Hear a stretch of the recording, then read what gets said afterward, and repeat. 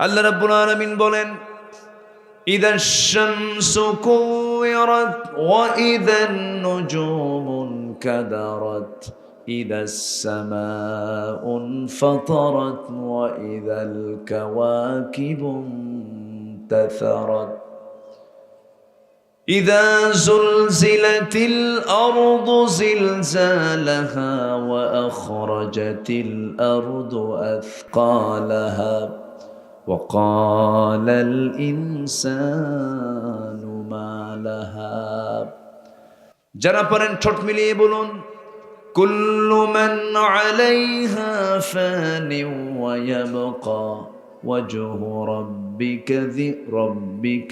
রাব্বিকা যুল জালালি ওয়াল ইকরাম।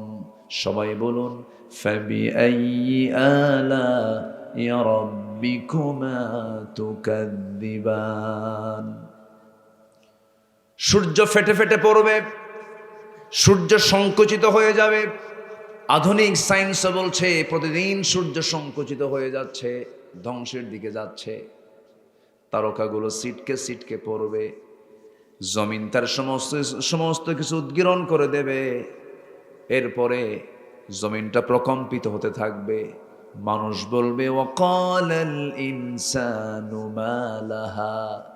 মানুষ বলবে, এত কিছু করলাম, এত স্বপ্ন করলাম, সব তো আজকে মাটির সঙ্গে মিশে গেল, কিচ্ছু থাকবে না, সব ধ্বংস হয়ে যাবে।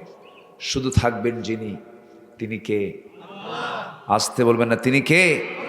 আর ধ্বংস হবে না হলো আরেকটা গ্রন্থ, যেটা মখলুক নয়, যেটা আল্লাহ পাকের কথা। কি বলুন, বলেন কি থাকবে? কি থাকবে? আমি পৃথিবীতে যা কিছু আমার চোখে পড়েছে, আমি যা দেখেছি, আমার এই ক্ষুদ্র চোখে আমি যতটুকু অবজার্ভ করে দেখেছি, আকাশ, জমিন,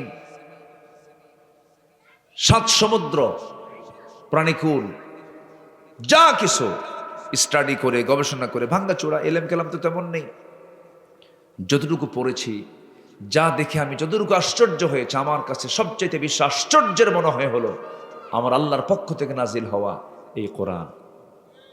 জোরে বলুন সুবহানাল্লাহ। এর চাইতে অত্যাশ্চর্য আল্লাহর পক্ষ থেকে বান্দার জন্য এমন দ্বিতীয় কোনো কিছু পৃথিবীতে আর নাই। কি বলে না এই কিতাব, সব বলে দেয়। জোরে কোন সুবহানাল্লাহ, জোরে বলে সুবহানাল্লাহ। এই আকাশ এবং এই জমিন একসময় একসঙ্গে লাগানো ছিল শুরুতে। এই থিওরিকে বিজ্ঞান বলে বিগ ব্যাং থিওরি। প্রচন্ড ধাক্কায় এই মহাশূন্যের সৃষ্টি হয়েছে। এই তথ্য আল্লাহ রাব্বুল আলামিন, বিজ্ঞান বলে দিয়েছে সম্প্রতি, আর কোরআন বলে দিয়েছে ১৫০০ বছর আগে। তাহলে বলুন তো, বিজ্ঞান বলল না কোরআন থেকে ধার নিল? অবশ্যই নিয়েছে ধার। ১৫০০ বছর আগে কোথায়? আর কোরআন বলে দিয়েছে কত আগে, আর বিজ্ঞান বলল হালে এসে। আল্লাহ রাব্বুল আলামিন বলেন, আওয়ালাম ইয়ারাল্লাযীনা কাফারু আন্নাস সামাওয়াতি ওয়াল আরদা কানাতা রাতকান ফাফাতাকনাহুমা وجعلنا من الماء كل شيء حي। জোরে বলুন আল্লাহু আকবার। ওই কাফের মুশরিকরা কি লক্ষ্য করে দেখে না, আমি আল্লাহ রাব্বুল আলামিন আসমান এবং জমিনকে এক জায়গায় রেখেছিলাম প্রচন্ড ধাক্কার মধ্য দিয়ে। আমি এটাকে বিশাল মহাশূন্যের রূপ দিয়েছি, এবং প্রত্যেকটা প্রাণীর মধ্যে আমি আল্লাহ, প্রত্যেকটা প্রাণীকে আমি আল্লাহ পানি দিয়া, ওয়াজআলনা মিনাল মাই কুল্লা শাইইন হাইয়্যিন, প্রত্যেকটা জীবনের মধ্যে আমি আল্লাহ পানি দিয়েছি। জোরে কোন সুবহানাল্লাহ। সম্মানিত ভাইয়েরা, এরকম করে হাজারো তথ্যের সমাহার ঘটেছে এই কোরআন থেকে। আমি কোরআন থেকে সামান্য কিছু কথা বলে একটু আল্লাহর মতো, আল্লাহ যেমন কোরআন থেকে আগে কথা বলেছেন, কোরআন নিয়ে আগে কথা বলেছেন, এরপর বিভিন্ন বিষয়ে তিনি কথা বলেছেন, জাস্ট আল্লাহর মতো করে, আল্লাহ যেমন করে বলেছেন তেমন করে আমি কিছু কথা বলে মূল আলোচনার দিকে আমি আস্তে আস্তে যাচ্ছি। আচ্ছা, আমাদের দেহের মধ্যে একটা জিনিস আমরা দেখতে পাই না, ডাক্তারও খুঁজে পায় না, তার নাম কি বলেন তো?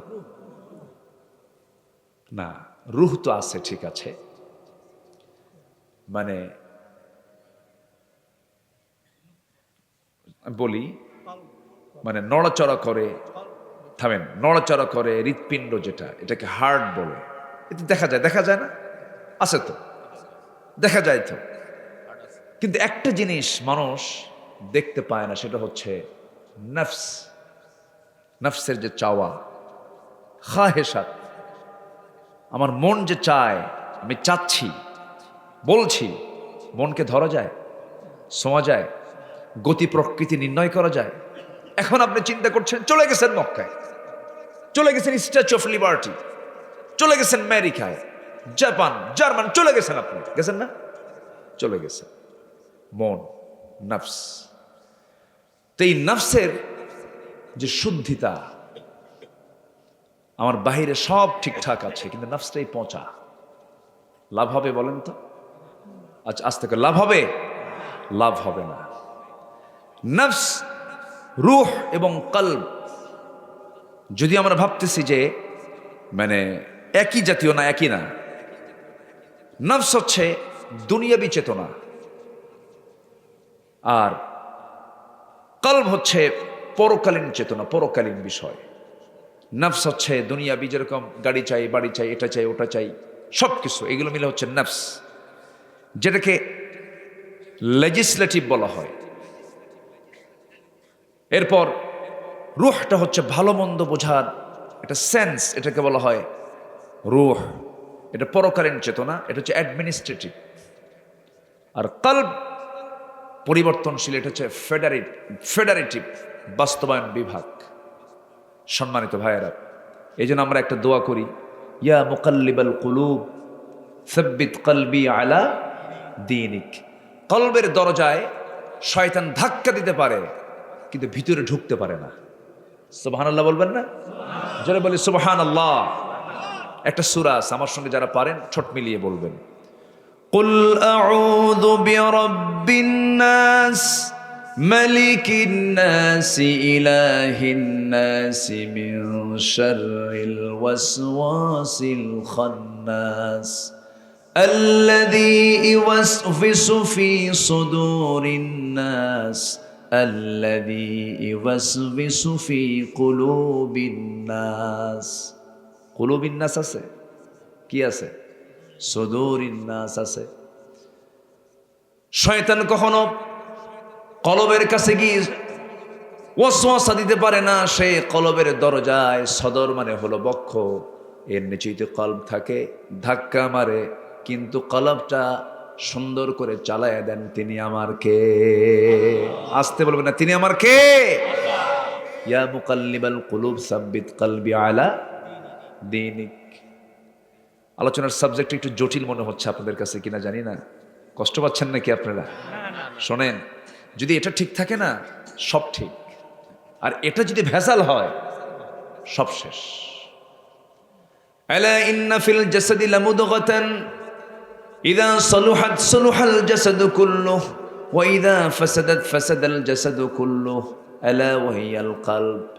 মানুষের দেহের মধ্যে এমন একটা দেহ, গোশতের টুকরা আছে, যে গোশতের টুকরা ঠিক থাকলে পরে সব ঠিক থেকে যায়, আর ওটা পচে গেলে সব পচে যায়, নষ্ট হয়ে যায়। আলা ওয়া হিয়াল কলব, সাবধান, তার নাম হলো কলব।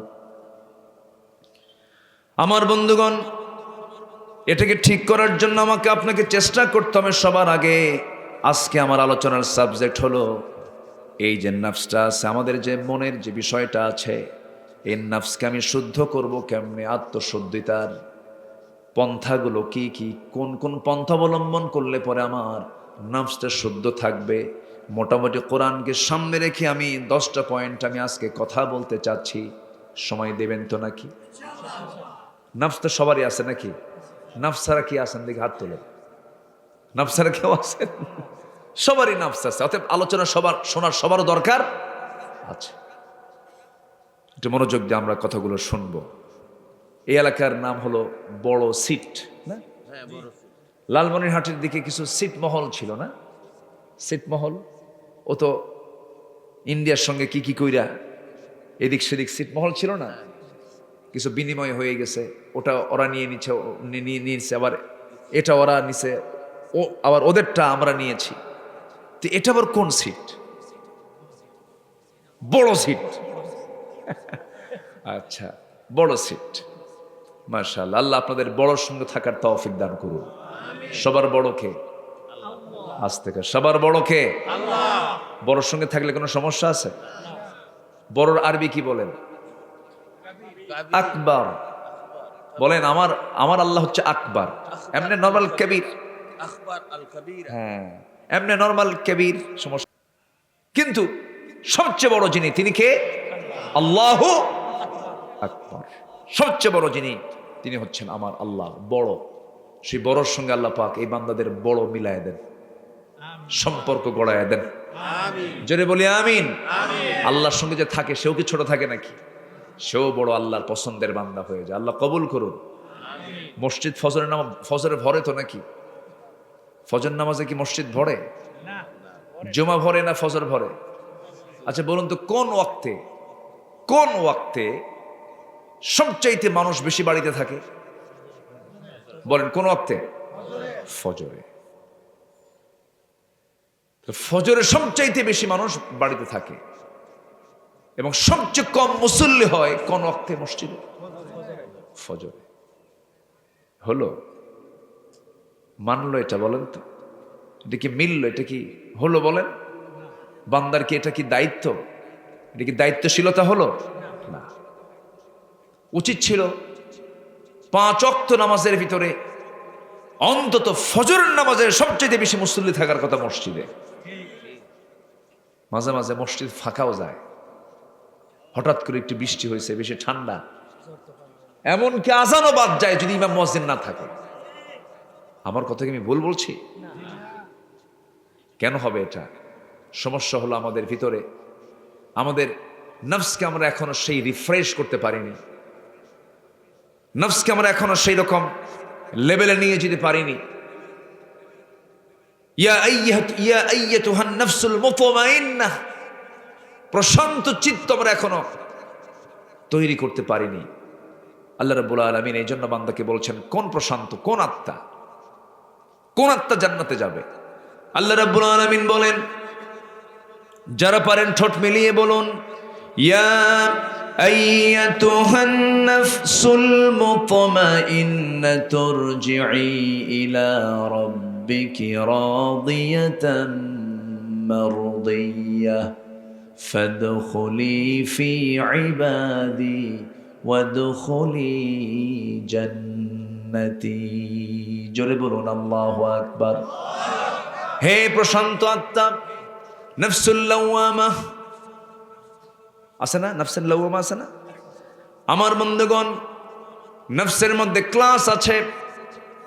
এর মধ্যে এক সুন্দর নফসুল নফসে মুতমাইন্না, প্রশান্ত আত্মা, যারা সোজা জান্নাত প্রবেশ করবে, এমন প্রশান্ত চিত্তের অধিকারী হওয়ার তৌফিক আমাকে আপনাকে আল্লাহ দান করুন। জোরে বলি আমিন। তাহলে সে আত্মশুদ্ধিতার জন্য 10টা পন্থা আমি একটা একটা করে বলবো, কোন কোন পন্থা অবলম্বন করলে পরে নফসটা শুদ্ধ হয়ে যাবে। 10টা বিষয় আজকে আমি, যদি আপনার শেষ পর্যন্ত থাকার মানসিকতা থাকে, আমি শেষ করার চেষ্টা করব। জোরে বলি ইনশাআল্লাহ। কষ্ট নাই তো আপনাদের? আমি খুবই খুশি যে আজকে এত দ্রুত আমি মাহফিলে উঠতে পেরেছি। আমার দেশে মাহফিলগুলো এমনও হয়, প্রধান বক্তা রাত 3টার দিকে ওঠে। রাত কয়টা? 3টায় ওঠে।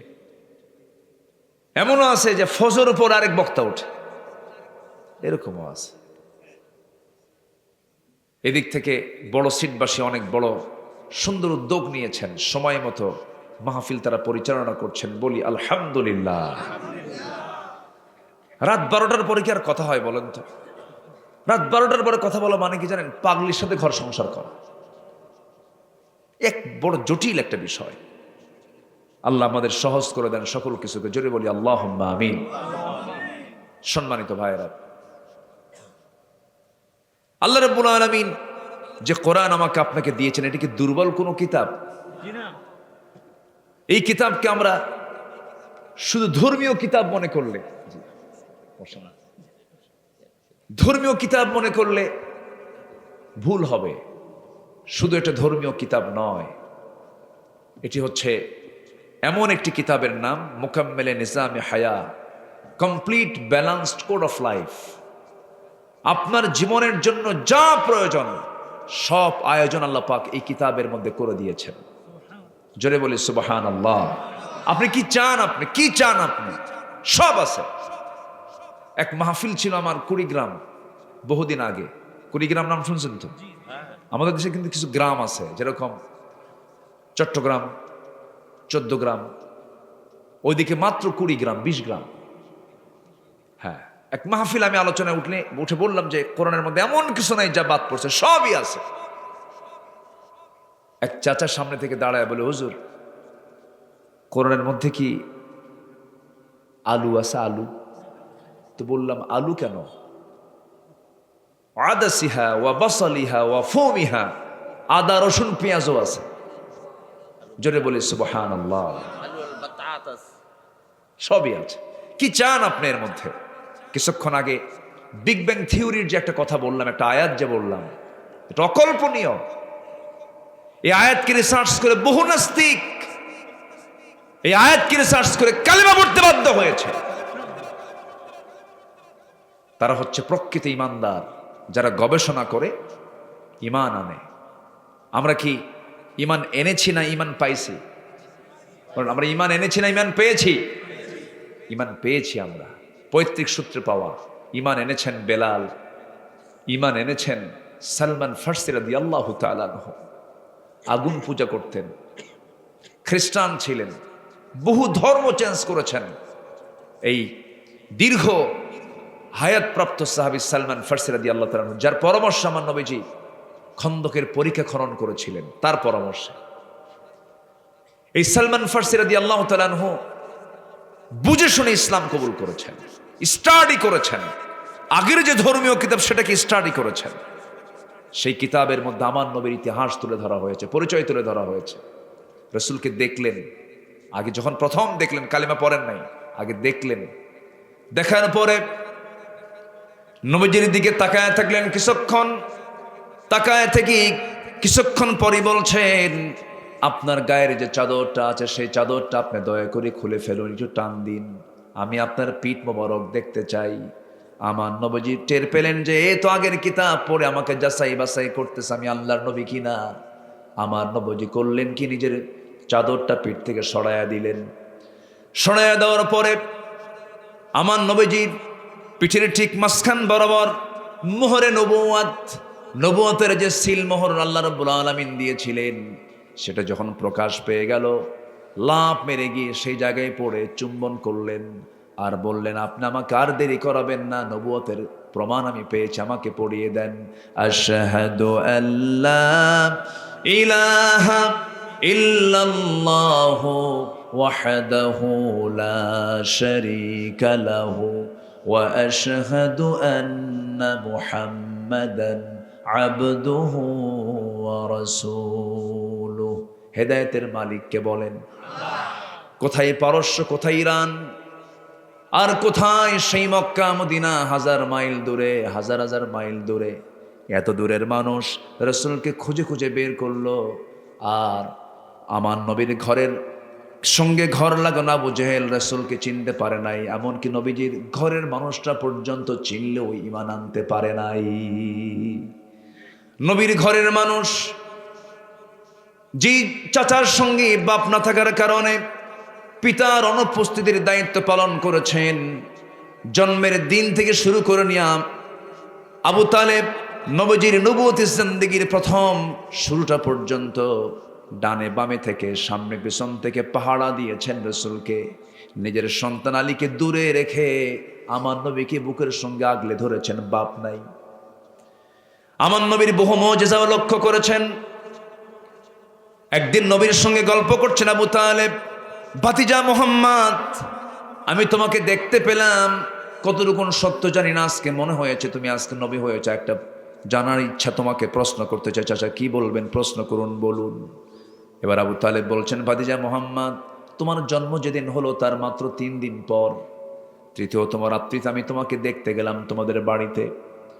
তোমার মা তোমাকে দেখতে আসেন না, তোমার মা তোমার সামনে বসেন না, তোমার মা তোমাকে কোলে না নিয়ে শুধু কান্নাকাটি করে, চোখের পানিতে শুধু তার গাল ভিজে যাচ্ছিল, কাঁদতেছিল। তোমাকে সময় দেয় না, যেন তুমি একাকী বসে একাকী শুয়ে আছো।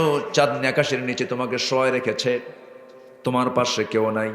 আমি তোমাকে দেখতে এসে দেখি বাতিজা মোহাম্মদ, তোমার হাতটা তুমি নড়াচ্ছিলা। চাঁদনি আকাশের নিচে তোমার হাতটা যখন ডান থেকে বামে নাও, আকাশের চাঁদ ডান থেকে বামে যায়। যখন তোমার বাম হাতটা যখন ডানে নাও, তোমার হাতের সঙ্গে চাঁদটাও ডানে চলে যায়, বাম থেকে ডানে চলে যায়। যখন তোমার দুইটা হাত দিয়ে যখন নিচের দিকে টেনে টেনে আনো, হাতটা যখন নিচের দিকে নামায় আনো, আকাশের চাঁদটা যেন তোমার কাছাকাছি চলে আসে। কতটুকুন দেখলাম মোহাম্মদ বলো তো?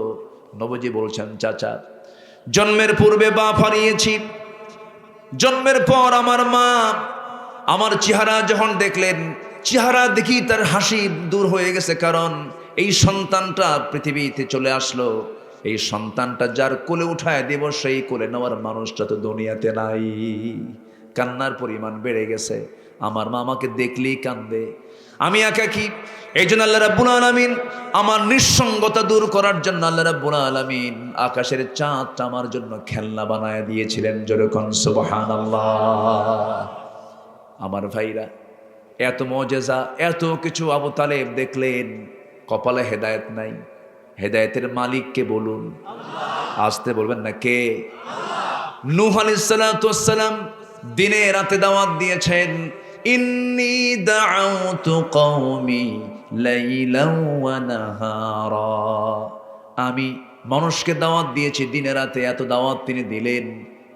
900 বছরে কালেমা পড়েছে 80+, বেশি জন হয় না, 80+। তারা দাওয়াতের ফলাফল হলো নিজের ছেলে কেনানটাও কালেমা পড়ে নাই, নিজের বউটাও কালেমা পড়ে নাই।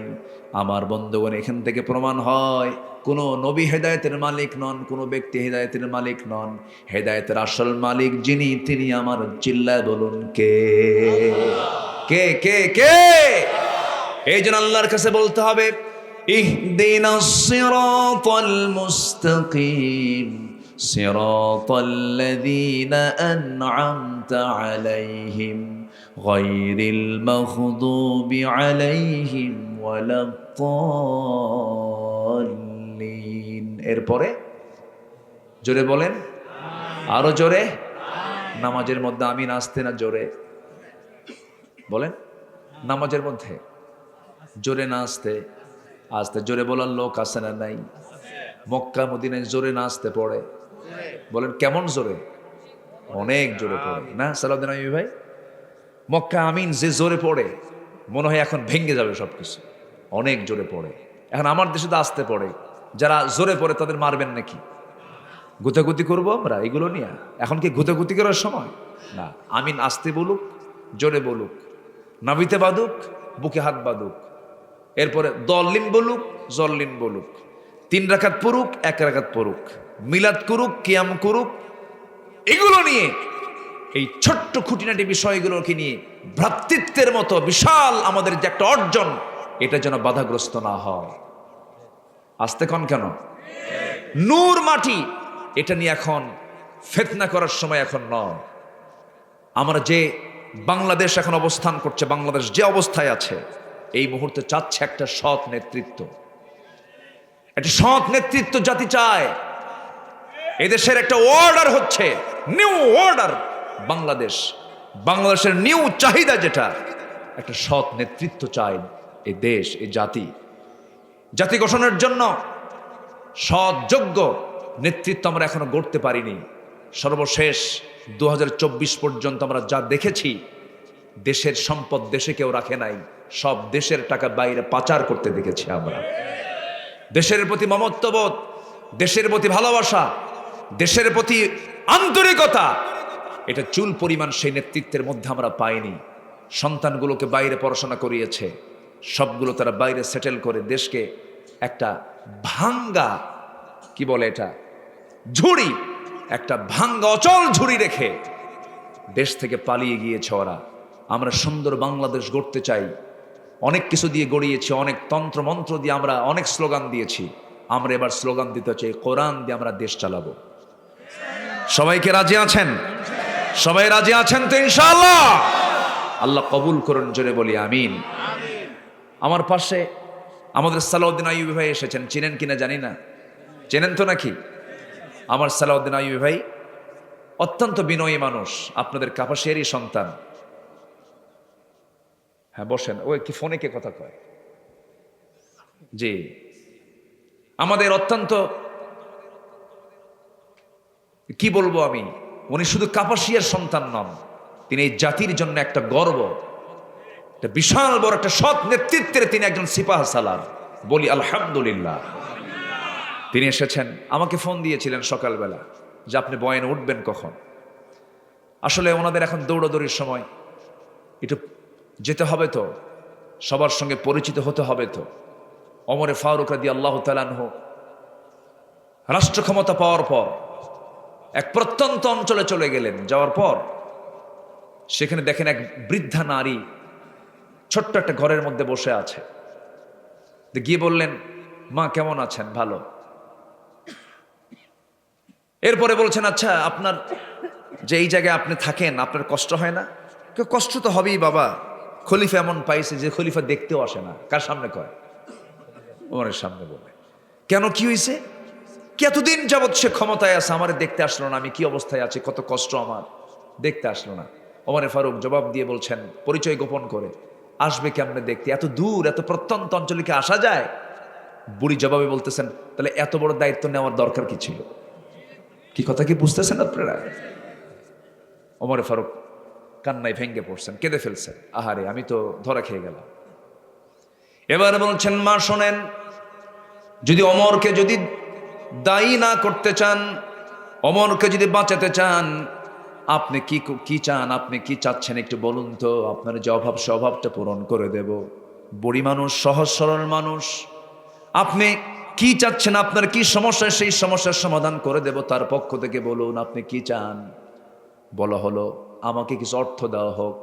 25 দিনার দেওয়া হলো, 25 দিনার দেওয়ার পর এবার তিনি দুজন সাথে গিয়েছিলেন, তার সাথী সাইয়েদনা আলীকে ডাক দিচ্ছেন, আলী এদিকে আসো। জবাব দিচ্ছেন, আমিরুল মুমিনিন আসতেছি। এই কথাটা কানে চলে গেছে মহিলার কানে, মহিলা থরথর করে কাঁপে, আহারে কার সামনে এতক্ষণ কথা কইলাম। এ তো নিজি ওমর চলে আসছে। এবার তিনি মহিলা জড়সড় হয়ে গেলেন, বললেন, ভুল হয়ে গেছে আমার, আমাকে মাফ করে দেন। ওমরে ফারুক বলছেন, না মা, আপনি মাফ চাবেন কেন, আমি আপনার কাছে মাফ চাচ্ছি। 25 দিনার দিয়ে দিলাম, আর আপনি যে আমাকে মাফ করে দিয়েছেন তার একটা লিখিত, সুন্দর করে একটা লিখিত চিঠিটা আমি আপনার কাছ থেকে আমি আমার কাছে রাখতে চাই। কোনো লেখার জিনিস না পায়া নিজের জামাটাকে ছিঁড়ে নিয়া তার সামনে দিলেন, সুন্দর করে লিখে নিলেন। 25 দিনারের বিনিময়ে ওমরের বিরুদ্ধে আনিত অভিযোগ উড্র করে নেওয়া হলো।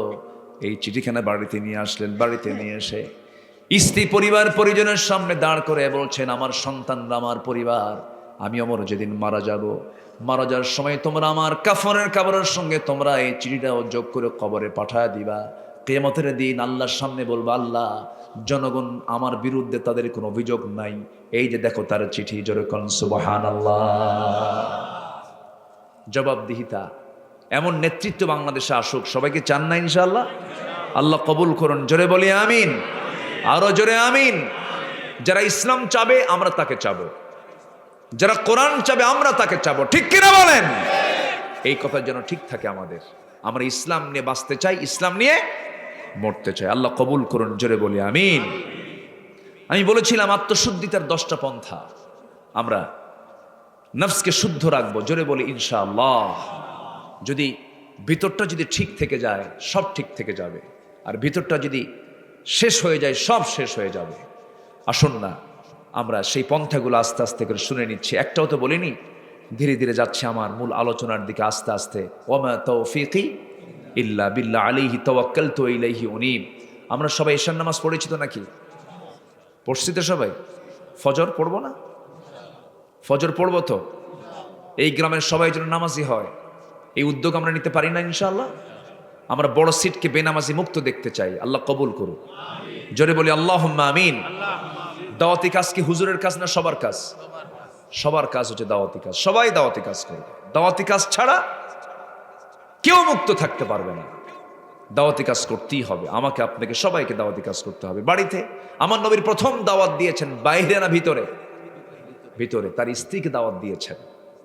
প্রথম হেরা থেকে নেমেই আম্মা জান খাদিজাকে দাওয়াত দিলেন। সে দাওয়াতে কি বিফল না সফল?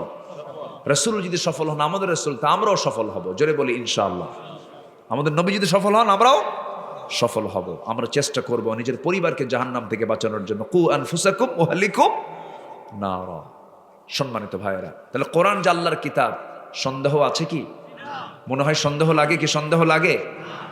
কোন সন্দেহ লাগে? এটাকে মজবুত করার জন্য কোরআনের সঙ্গে সম্পর্ক আমরা বেশি করে রাখবো। জোরে বলি ইনশাআল্লাহ। কোরআন যে আল্লাহর কিতাব, আল্লাহ রাব্বুল আলামিন বহু চ্যালেঞ্জ দিয়েছেন। শতাধিক আয়াত আছে ফিজিক্স কেমিস্ট্রির উপরে, বিজ্ঞানের উপরে। একটা সূরা আছে সূরা ইয়াসিন। আল্লাহ রাব্বুল আলামিন সূরা ইয়াসিনের দাম এত বাড়ায় দিয়েছেন কেন? সূরা ইয়াসিন আল্লাহ রাব্বুল আলামিন সায়েন্স নিয়ে, বিজ্ঞান নিয়ে, তার সৃষ্টি নিয়ে বেশি গবেষণার কথা বলেছেন। জোরে বলি সুবহানাল্লাহ। আল্লাহ শুরুই করেছেন কেমন দিয়া বলেন? দেখেন, যারা পারেন ঠোঁট মিলিয়ে বলুন ইয়াসিন ওয়াল কুরআনিল হাকীম ইন্নাকা লামিনাল মুরসালিন আলা সিরাতিম মুস্তাকিম।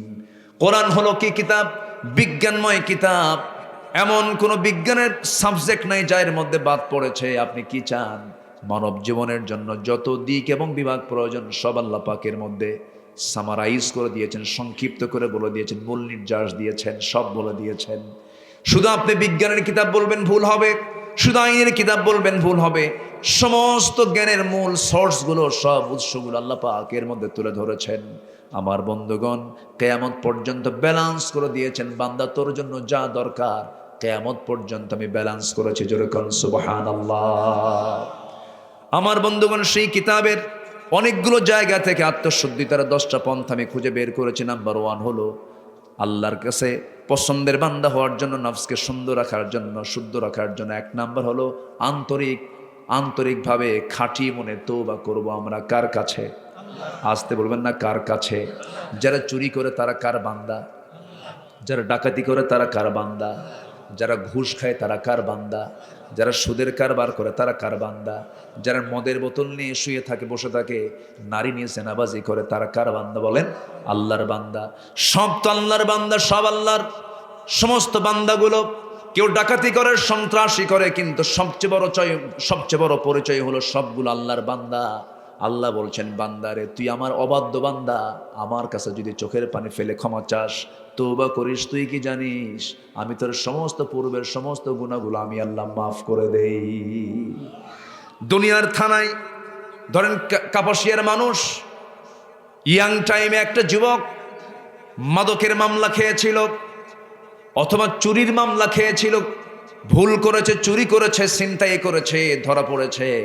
পরবর্তী জীবনে সে ভালো হয়ে গেছে, তওবা করে আল্লাহর পথে ফিরে এসেছে। কাপাসিয়ার থানাতে আমৃত্যু পর্যন্ত তার নামটা কালো তালিকায় থেকে যায়।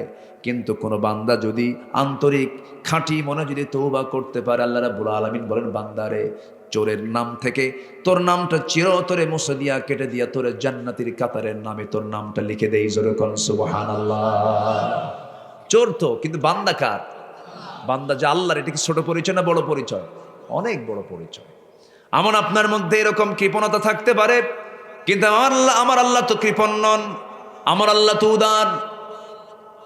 99টা খুন করার পর এক বান্দার মধ্যে একটু সেন্স চলে আসলো, হারে ভুল করে ফেলেছে, আর জীবনে ভুল করব না।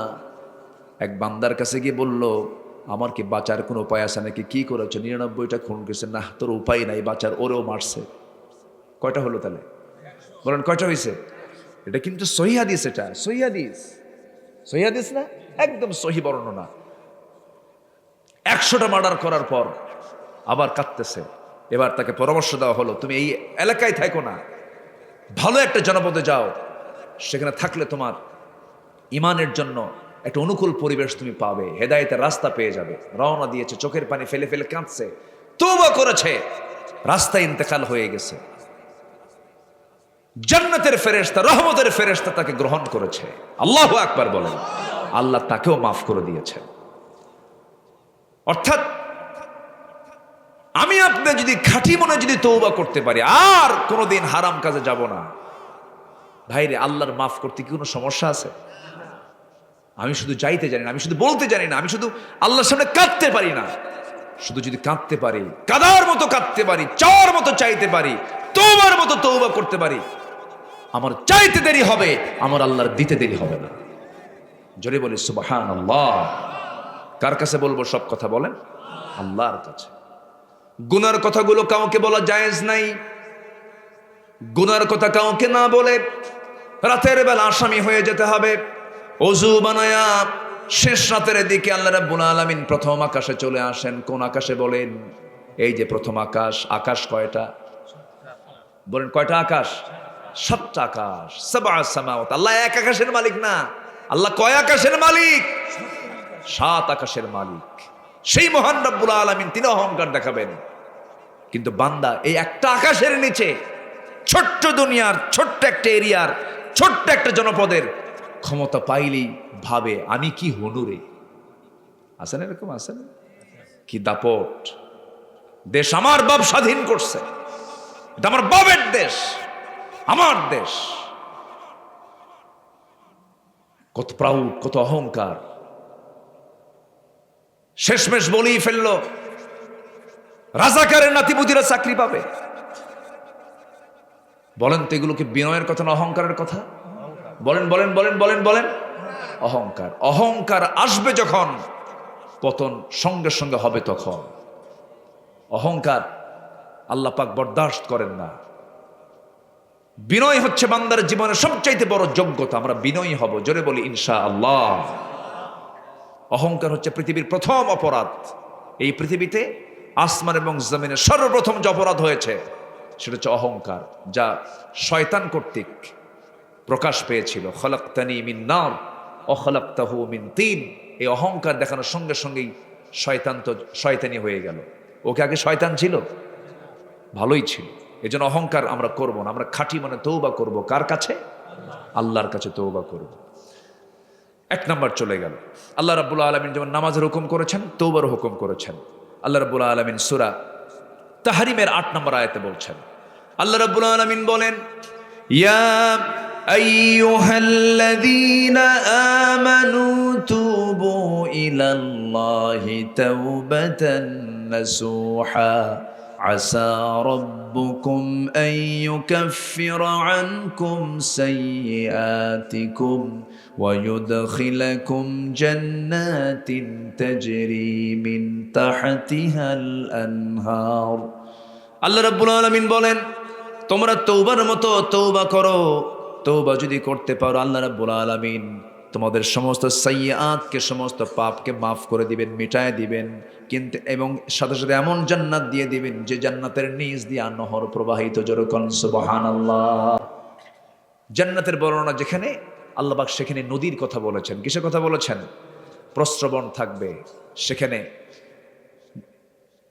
পানির প্রস্রবণ থাকবে, মধুর প্রস্রবণ থাকবে, নদী থাকবে, নহর থাকবে।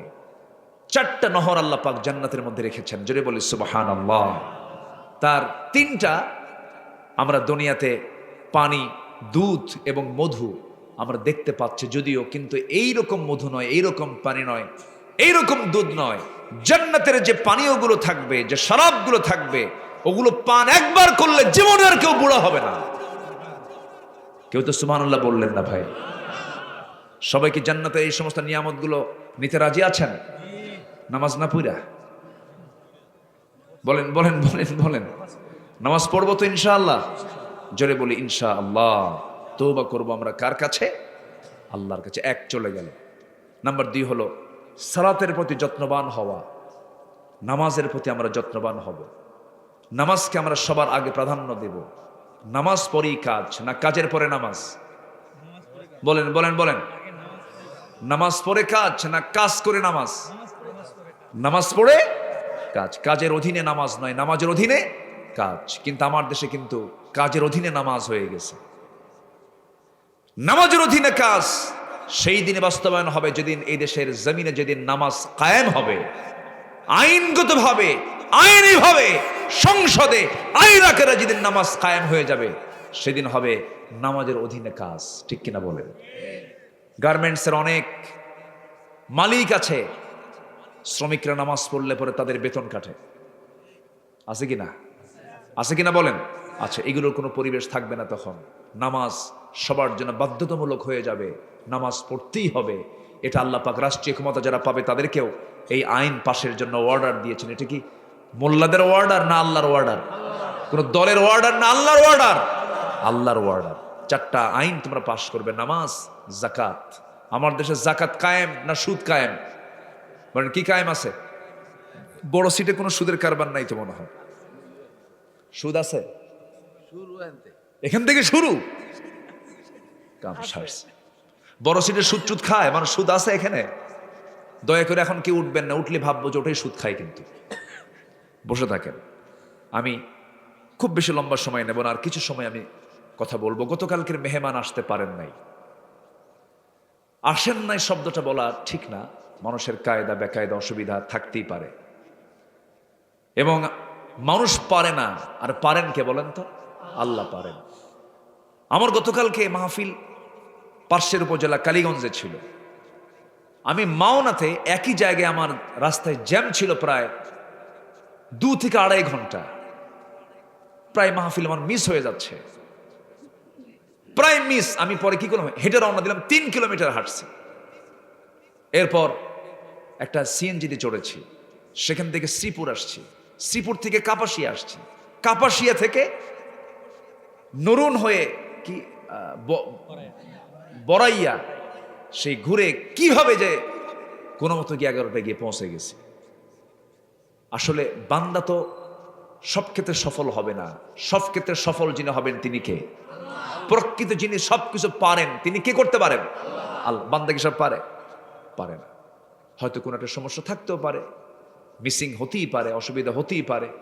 আমরা এটাকে ঠান্ডা মাথায় নেব। আমি এখানে কিছু কথা আমার কানে আসছে, আমি ওখানে বসেছিলাম তো, মাইকে কিছু কথা আসছে, মনক্ষুণ্ণ হওয়ার কোনো সুযোগ নেই। আমার দেশে না নেগেটিভিটি বেশি, আমরা আগে প্রথমে নেগেটিভ ভাবি না, আগে পজিটিভ ভাবে নেব। হতেই পারে তো, ডাক্তার 12টার দিকে ফোন দিয়েছে, ডাক্তার আসে না। ডাক্তার তো মানুষ, কিন্তু অনেকে ভাবে কি ডাক্তার আবার কেমন মানুষ, ডাক্তারের যে অসুখ হয় এই আবার কেমন ডাক্তার, সে নিজেই রোগী। বলেন তো কি মানুষ না? ওর তো রোগ থাকবেই। হুজুর অসুস্থ, আসতে পারতেছেন, এটা কেমন হুজুর? হুজুর আবার অসুস্থ হয় নাকি? দোয়া দোয়া তাসবিহ তাহলিল পারে, হুজুর আবার অসুখ হবে?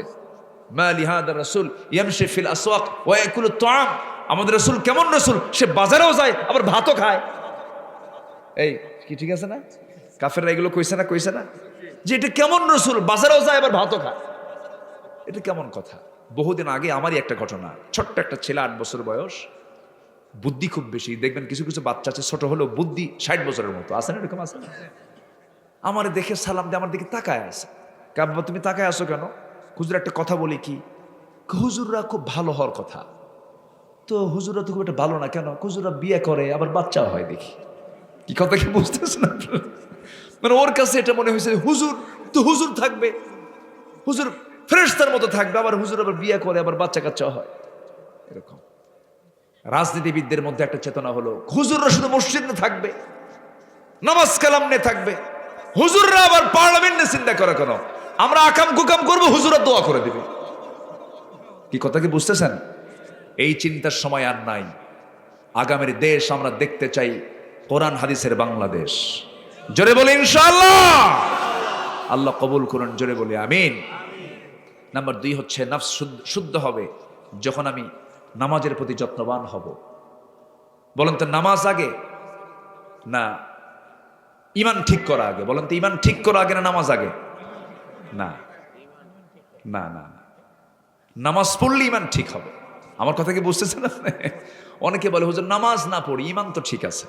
দেখেন ও ইমান ঠিক করে রাখছে, নামাজ পড়ে না। তাহলে কেমনে হলো বলেন তো? নামাজ পড়লে তো ইমানটা ঠিক হবে। আমরা নামাজ পড়বো, জোরে বলি ইনশাআল্লাহ, জোরে বলি ইনশাআল্লাহ। আল্লাহ রাব্বুল আলামিন বলছেন সফল তো সেই বান্দা হবে যার মধ্যে 3টা কাজ থাকবে। খুব কমন আয়াত, ঘরের আয়াত, পকেটের আয়াত যারা পারেন ঠোঁট মিলিয়ে বলুন, কদ আফলাহা মান তাযাক্কা ওয়া যাকারা ইসমা রাব্বিহি ফাসাল্লা বাল তুসিরুনাল হায়াতাদ দুনিয়া ওয়াল আখিরাতু খায়রুন ওয়া আবকা। সফল তো সেই বান্দা যে বান্দা নফসকে শুদ্ধ করতে পেরেছে হিংসা থেকে, লোভ থেকে, অহংকার থেকে, মানবীয় যত দুর্বলতাগুলো আছে সমস্ত দুর্বলতাকে মাইনাস করে যে বান্দাকে যাবতীয় গুণাবলীতে সমৃদ্ধ করে যে বান্দা নফসকে গঠন করতে পেরেছে সে বান্দা হলো সফল। আল্লাহর নামের জিকির করতে পেরেছে, ওয়াযাকারা ইসমা রাব্বিহি ফাসাল্লা। আল্লাহর নামের জিকির, আল্লাহর নাম অনেকগুলো নাম আছে, শতাধিক নাম আছে, 99টা নাম আছে। এই নামগুলো আমরা সুন্দর করে মুখস্থ করার চেষ্টা করব এবং জিকিরের যে পরিভাষাগুলো রাসূল শিখিয়েছেন, সুবহানাল্লাহ, আলহামদুলিল্লাহ, লা ইলাহা ইল্লাল্লাহ, আল্লাহু আকবার। এর বাইরে আমার দেশে কিছু বানানো দরবারের কিছু ভিন্ন ভিন্ন দরবারের কিছু ভিন্ন ভিন্ন জিকির আছে না নাই বলেন? হ্যাঁ, ভিন্ন ভিন্ন দরবার, ভিন্ন ভিন্ন জিকির। হঠাৎ করে জিকির করতে করতে পায়জামা থাকে না, এরকম দরবার আছে না নাই বলেন তো? জিকির করতে করতে লাভ মেরে আম গাছে ওঠে, জাম গাছে ওঠে, ভুল করেও বড়ই গাছে ওঠে না। বড়ই গাছে কাটা আছে, এই হুশ ঠিকই আছে বলে, এগুলো কোনো জিকির না। জিকির করতে করতে এই যে বাঁশ আছে না, এই বাঁশটা এত লম্বা বাঁশ, এই বাঁশ টপকায়া জিকিরের ঠেলা একদম আগায় যা বসে থাকে, আছে কিনা বলেন? আগায় গিয়ে বসে থাকে, ওঠে কি জিকিরের ঠেলায় ওঠে না? যে এই কাজটা করতে পারে, এই গোড়া থেকে এই চিকন বাঁশ টপকায় যে উপরে উঠতে পারে, আমি নিশ্চিত করে বলতে পারি ওর ছোট্টবেলায় পাক্কা নারিকেল ছিল। এগুলো যারা নাস্তিক, যারা তাদের জন্য হাসির পাত্র হয়ে যায়। এগুলো জিকির না। আমার নবীর জিকির ছিল কি এরকম জিকির ছিল না। সাহাবীদের চোখের কোনা বেয়ে বেয়ে টপ টপ করে পানি পড়তো, আওয়াজ ছিল না। আমার নবীজি বয়ান করতেন, সাহাবীদের মধ্যে কান্না রোল পড়ে যেত। এতটুকুন পর্যন্তই ছিল, লাফালাফি ছিল না, গোতাগুতি ছিল না। জিকির করতে করতে বেহুশ হয়ে কার মধ্যে কে চলে যায়, না না, এগুলোর নাম জিকির নয়। আল্লাহর নামের জিকির করব আমরা শান্ত প্রশান্ত মনে, লা ইলাহা ইল্লাল্লাহ, লা ইলাহা, আরো জোরে, লা ইলাহা,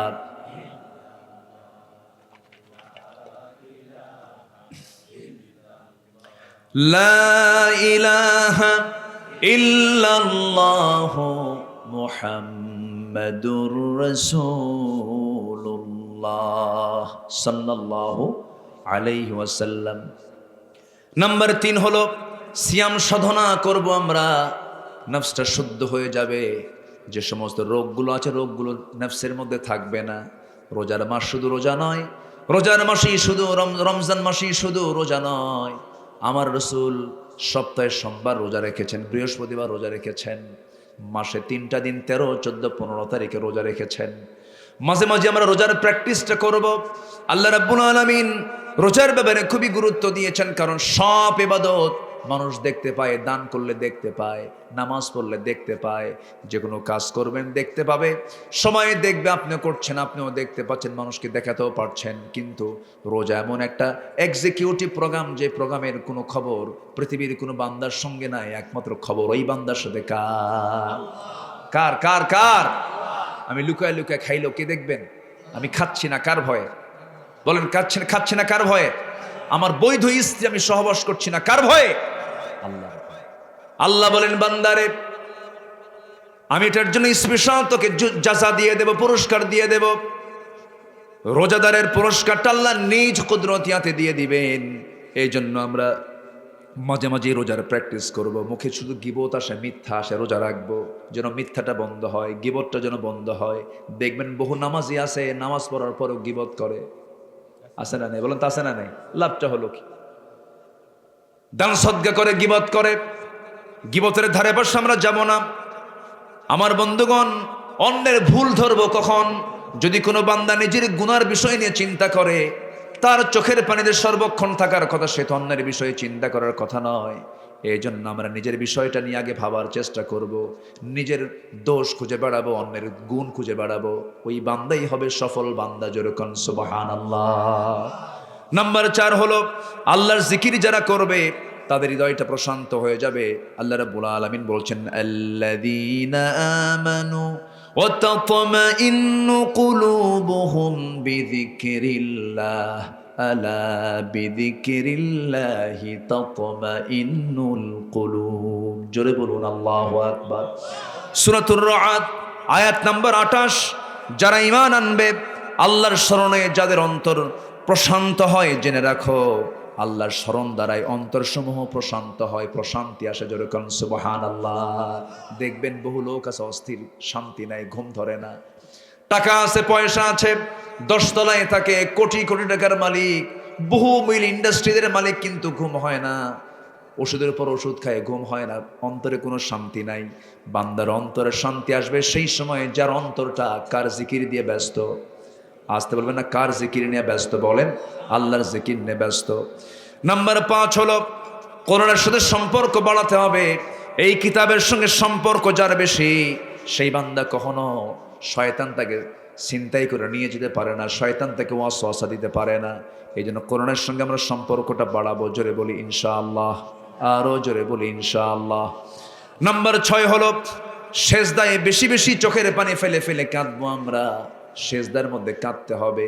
আল্লাহ রাব্বুল আলামিন বলছেন, ইয়াখিরুনা লিল আযকানি ইয়াবকুন ওয়া ইয়াজিদুহুম খুশুআ। জোরে বলুন আল্লাহু আকবার। ওই সমস্ত বান্দাগুলো কাঁদতে কাঁদতে লুটিয়ে পড়ে, এটাই তাদের বিনয়ে বৃদ্ধি করে ফেলে। আল্লাহর সামনে আমরা কাঁদবো, বিনয়ীভাবে কাঁদবো, আল্লাহর সামনে আমরা অস্থির হয়ে কাঁদবো। আল্লাহর কাছে যখন চাইবো আমরা লজ্জা নিয়ে, না বেহায়া হয়া। ভালো করে কন, লজ্জাতে একবার চাইলে কি আর বারবার চাওয়া যায়? আল্লাহর কাছে আমরা চাবো একবার না বারবার, হায়া না বেহায়া হয়ে? বেহায়া হয়ে একদম লজ্জাহীনের মতো চাইতে হবে, আল্লাহ দাও, আমাকে দিতেই হবে। আল্লাহর কাছে যে যত বেহায়া হতে পারে আল্লাহ তাকে তত বেশি দিয়ে দেন। যেরকম সুবহানাল্লাহ। পৃথিবীর মানুষকে আপনি বারবার ডাকবেন, বলবে বেহায়া, কোনো শরম নাই, বারবার চায়, বারবার বলে, বাবাও খেপে, মাও খেপে, ভাইও খেপে, প্রতিবেশীও খেপে। কিন্তু আমি আমার আল্লাহর কাছে যতবার বলবো, বারবার বলবো, আমার রব, আমার রব, আমার আল্লাহ এমন রব, বেহায়ের মতো চাইলেই আমার আল্লাহ ওই বান্দার প্রতি বেশি খুশি হয়ে যান। যেরকম সুবহানাল্লাহ। আমরা আল্লাহর কাছে বেশি বেশি করে কাঁদবো, চোখের পানি ফেলে ফেলে কাঁদবো। আমার বন্ধুগণ, নাম্বার 7 হলো নফসকে শুদ্ধ করার জন্য হালাল রিজিক উপার্জনের চেষ্টা করব আমরা। কুলু মিনাত তাইয়্যিবাতি ওয়া আমালু সালিহান ইন্নী বিমা তা'মালুনা আলিম। সূরা মুমিনুন আয়াত নাম্বার 51। আল্লাহ রাব্বুল আলামিন বলেন, হে রাসূল, পবিত্র কিছু আপনি খান এবং নেক আমল করুন। তোমরা যা করো সব বিষয় আমি আল্লাহ কিন্তু অবহিত আছি। আমার নবীজি এই ব্যাপারে খুব সতর্ক থাকতেন। এক সাহাবী এসে বলছেন, হুজুর, আমি বেশি ওয়াজ শুনবো না, আমার অল্প কিছু ওয়াজ দিয়ে দেন, বেশি আমল করতে চাই না আমি। রাসূল উল্টা প্রশ্ন করলেন, তুমি কি করতে চাও বলো তো? আমার নবীজি যে কোনো জিনিসকে কঠিন না করে কঠিন করতেন না, সহজ করতেন। ইয়াসসিরু ওয়ালা তুআসসিরু, বাশশিরু ওয়ালা তুনাফফিরু। আমার নবীজি বলেন, সাহাবী তুমি কি করতে চাও বলো? সাহাবী বলছেন, ইয়া রাসূলুল্লাহি, ইযা সাল্লাইতুল মাকতুবাত ওয়া সুমতু রমাদান ওয়া হালালতুল হালাল ওয়া হারামতুল হারাম ওয়া লাম আযিদ আলা যালিকা শাইআন আদখুলুল জান্নাতা ইয়া রাসূলুল্লাহ। হুজুর, আমি যদি 5 ওয়াক্ত নামাজ পড়ি, রমজান মাসে রোজা রাখি, এরপরে হালালকে হালাল জেনে হালাল জীবন গ্রহণ করি, হারামকে হারাম জেনে হারামকে বর্জন করি, আমি কি জান্নাত পাবো নাকি? আমার নবীজি মুস্কি হাসি মেরে বললেন, সাহাবীরা দেখো, এই সাহাবী জান্নাতি। যেরকম সুবহানাল্লাহ। হালাল রিজিক। কি রিজিক বলেন? হালাল। হারামের ধারে পাশে আমরা যাব না। হারাম উপার্জন দিয়ে গঠন করা দেহ নিয়ে সেজদা দেব, কাজ হবে না, দোয়া করব, কাজ হবে না। এই জন্য হালাল টাকায় যদি সরিষার কি বলে, হালাল টাকায় যদি মরিচ ভর্তা দিয়া আদা সিদ্ধ ডালও যদি খাওয়া হয়, তার মধ্যে যে বরকতটা থাকবে, হারাম টাকার সেই বিরিয়ানি, জর্দা, ভালো ভালো খাবার যে খেলাম, ওই খাবারের চাইতে এই কম দামি খাবারে আল্লাহ পাক বরকত বাড়াইয়া দিবেন। এই জন্য আমরা হালাল রিজিকে আমরা মনোনিবেশ দেব, জোরে বলি ইনশাআল্লাহ। সাইয়েদনা আবু বকর সিদ্দিক রাদিয়াল্লাহু তাআলা আনহু একদিন বাড়িতে ঢুকেছেন, তার স্ত্রী তার ক্ষুধার্ত দেহের সামনে একটা খাবার তিনি দিয়েছেন। তিনি প্রশ্ন করেন না খাবারটার উৎস কোথায়। খাওয়া শেষ হয়ে গেছে, এরপরে বলছেন আমার স্ত্রী খাবারটা কোথা থেকে আসলো আমি তো জিজ্ঞাসা করলাম না, অমুক জায়গা থেকে এসে যে সন্দেহ লাগলো। মুখের মধ্যে 4টা নখ ঢুকায় দিলেন, মুখ থেকে সমস্ত খাবারগুলো বের করে দিলেন। বলা হলো খাবার বের করলেন কেন, বমি করে দিলেন কেন? তিনি বলছেন আমার স্ত্রী আমার কাছে সন্দেহ লাগতেছে খাবারটা বুঝি হালাল নয়। কারণ হালাল খাবার যদি না হয়, হারাম খাবারে অর্জিত যে রক্ত, সেই রক্ত দেহ নিয়ে নামাজ পড়লে পরে, আল্লাহর কাছে চাইলে পরে সেই চাও আল্লাহর দরবারে কবুল হয় না। এই জন্য ইবাদতের পূর্ব শর্ত হচ্ছে হালাল রুজি উপার্জন করা। আমরা হালাল রুজি উপার্জন করব, জোরে বলি ইনশাআল্লাহ, আরও জোরে বলি ইনশাআল্লাহ। কিন্তু প্রত্যক্ষ না হলেও পরোক্ষভাবে এই জাতির সবাই সুদের সঙ্গে জড়িত কিনা বলেন? আস্তে কন কেন, আস্তে কন কিনা বলেন? আমাদের ব্যাংকগুলো কি সুদমুক্ত নাকি? আমাদের দেশের যে অর্থনীতির চাকা সেটা কি সুদমুক্ত নাকি? তাহলে আপনি পরোক্ষভাবে প্রত্যক্ষভাবে সুদখোর না হলেও পরোক্ষভাবে কম বেশি সুদের সঙ্গে আমরা সবাই জড়িত আছি। আমাদের দেশের টাকার মধ্যে বেশ্যাবৃত্তির লাইসেন্সের টাকা আছে না নাই? মদের ফ্যাক্টরির লাভের টাকা আছে না নাই?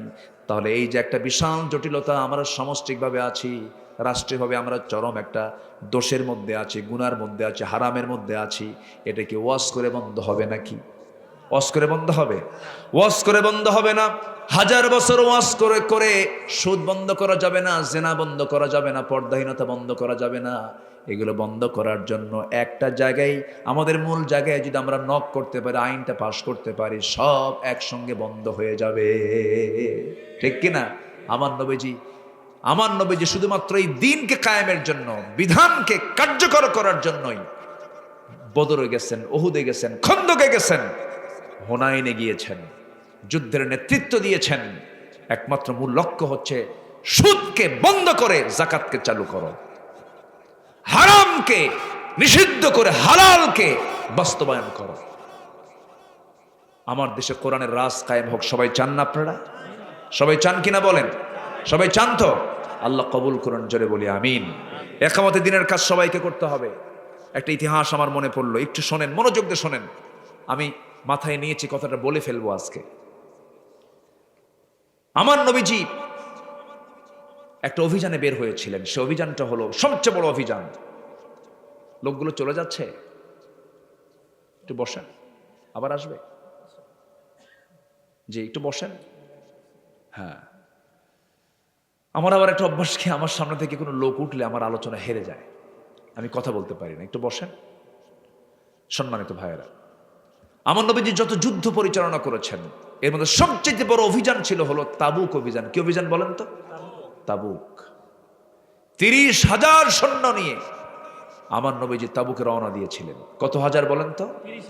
30,000। 30,000 সৈন্য নিয়ে তিনি তাবুকে গেলেন। যুদ্ধ হলো না, রোমানদের সঙ্গে যুদ্ধ হওয়ার কথা, যুদ্ধ লাগলো না, ফেরত চলে আসলেন। এর আগে একটা যুদ্ধ হয়েছিল, সেই যুদ্ধে রাসূল যান নাই। সাহাবীদেরকে পাঠিয়েছিলেন, বিজয়ের পতাকা ছিনিয়ে নিয়ে এসেছিল তারা। আমার নবীজি বিনা যুদ্ধেই মদিনার দিকে ফিরলেন। ফেরার পর আমার নবীজি মদিনার মসজিদে বসে আছেন। মদিনার মসজিদে বসে থাকা অবস্থায়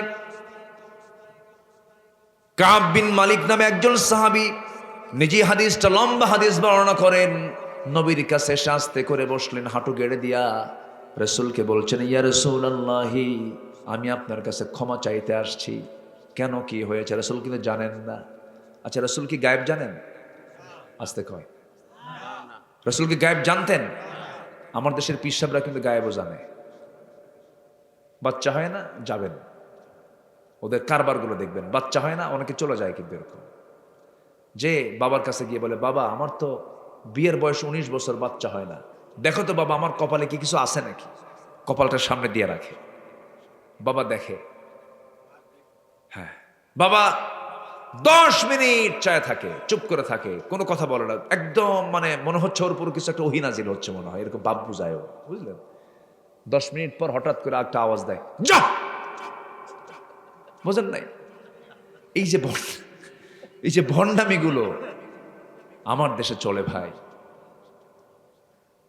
এগুলো কিচ্ছু না, শুধু এগুলো সব মানে ঠিক করার জন্য 1.5 হাত লাঠি যথেষ্ট, সব বদমাইশে ছুটে যাবে, ঠিক কিনা বলেন? আমার রাসূলকে গায়েব জানতেন, তাহলে এরা গায়েব জানে কেন?